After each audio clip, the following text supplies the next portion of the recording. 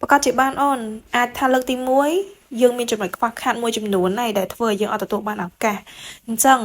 លើកទី2មិនថាអូនដាក់នៅក្នុង airline នឹងដដែលឬក៏ជា airline ផ្សេងទេអូនត្រូវតែរៀនពីចំណុចខ្វះខាតកាលពីលើកទី1ហ្នឹងណាថាតើខ្លួនឯងហ្នឹងចំណុចខ្វះខាតអីគេខ្លះឆ្លើយសំណួរបានល្អអត់ confident grooming អត់ស្អាតអត់ nice ឬក៏មានចំណុចអីគេខ្លះទៀតអញ្ចឹងគឺយើងត្រូវពង្រឹងសមត្ថភាពខ្លួនឯងហ្នឹង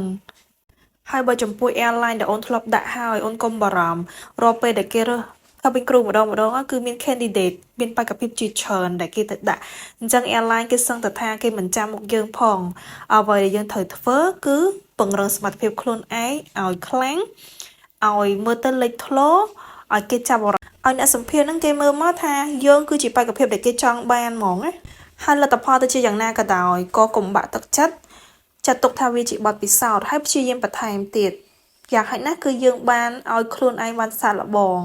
បើយើងអត់សាកល្បងគឺយើងអត់ដឹងថាលទ្ធផលទៅជាយ៉ាងណា